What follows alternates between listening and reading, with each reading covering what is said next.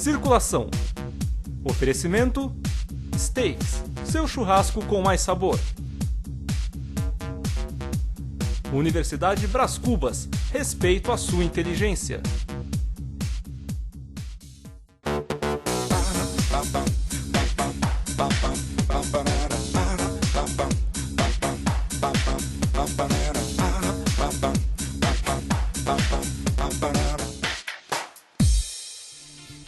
E começando no ar mais um programa Circulação aqui pela NET Cidade, em uma tarde ensolarada. Bom, pelo menos aqui tá ensolarado, né? O programa não é ao vivo. Hoje tem uma cobertura do evento de moda que aconteceu aqui na nossa cidade, o chiquérrimo. O estilista Thales Talarico reuniu cerca de 8 lojas da nossa região em um desfile show de bola que você vai ver daqui a pouco quem esteve presente nesse desfile que aconteceu lá na Loft. Hoje também tem quadro Beats, o Anderson Magalhães, e também estreia agora já o nosso quadro que homenageia o centenário da imigração japonesa no Brasil. A gente vai saber um pouco da história, de como foi essa migração japonesa na nossa cidade. Convidei o historiador Mário Sérgio de Moraes para explicar um pouco essa história pra gente na estreia do quadro Centenário. Essa é a coisa mais pura.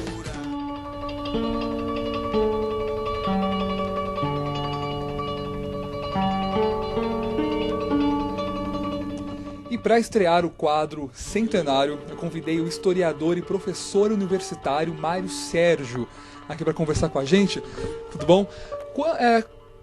Quando chegaram os primeiros japoneses aqui na nossa cidade?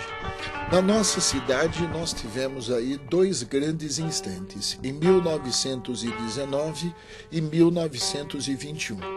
O primeiro casal que chegou foi Shigetoshi Suzuki para a região de Kokoera. Logo após, nós tivemos um casal Nishi, que ele foi para a região de Porteira Preta. E finalmente, ainda em 21, nós tivemos 4 famílias de Kuketaro Suzuki, de Takeji Suzuki, não eram parentes, o casal Ioneda e o casal de Ishiro Kono, que veio com o seu filho, ainda hoje existente, Taro Kono, a família Kono, e Taro Kono, que atualmente tem 94 anos de idade. É um dos pais fundadores da colônia, felizmente ainda vivo. Não foi do mesmo período que os japoneses vieram para o Brasil, foram alguns anos depois. Por que razão? Porque eles vieram para cá, como se diz, com uma mão na frente e outra atrás. Eram, na sua grande maioria, agricultores que vinham para cá em busca de um Eldorado, principalmente achando que as riquezas eram muito fáceis na região do café do Oeste Paulista. Chegando lá, a partir de 1908, eles tiveram muitos problemas, não somente com relação à alimentação, à linguagem, mas as doenças, particularmente varíola, febre amarela, eram muito fortes. Havia um médico no consulado chamado Sentaro Takaoka, que os aconselhou a vir para uma região de clima mais ameno e indicou uma região próxima da capital, que era exatamente Mogi das Cruzes. Então, eles não vieram diretamente para Mogi. E na zona rural, e é bom que se coloque isto, na zona rural, havia uma economia de sobrevivência na mão de caboclos, que plantavam poucas coisas, comerciavam lenha e na criação de animais. Conclusão, a terra em Mogi era extraordinariamente barata, não tinha valor. O que propiciou a esses japoneses que estavam chegando serem arrendatários de terra desses caboclos, trabalhando para eles num primeiro instante, mas num segundo instante, poupando, comprando terras. Então, aqui, ao contrário de outras regiões, houve uma ascensão muito rápida Eles chegaram de arrendatários a proprietários em muito pouco tempo, o que não se dava no Oeste Paulista, porque a terra era muito cara, evidentemente. E quem quer saber um pouco mais sobre essa história aí da imigração japonesa aqui em Mogi das Cruzes, você conhecer um pouco mais da história da sua cidade também, né?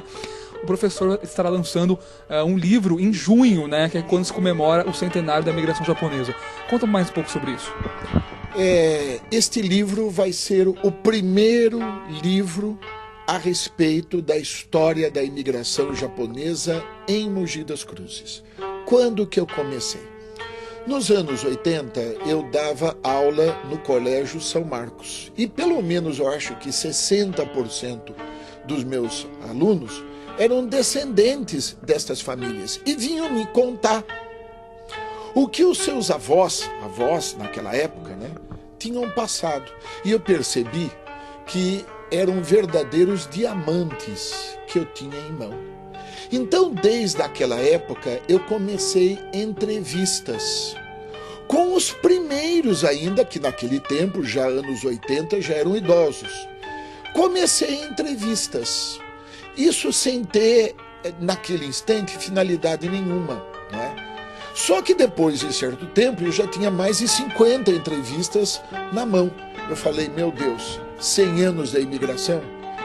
Eu acho que está na hora de lançar um livro. Eles me entregaram fotografias, eles me entregaram documentos, eles me entregaram passaportes, eles me contaram histórias que nos anos 80, por exemplo, eles não contaram. Por quê?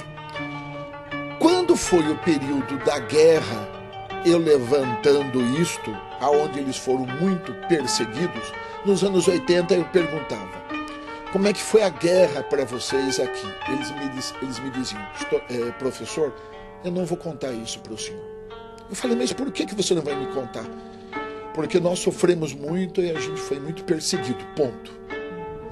Passado agora todo esse tempo, quando a poeira basicamente já passou, agora sim as famílias contaram para mim, abriram seus arquivos sobre o que eles tiveram que passar aqui de injustiças, principalmente dada por um espírito preconceituoso, raça amarela, quinta coluna, quisto racial. Então eles me abriram totalmente os arquivos.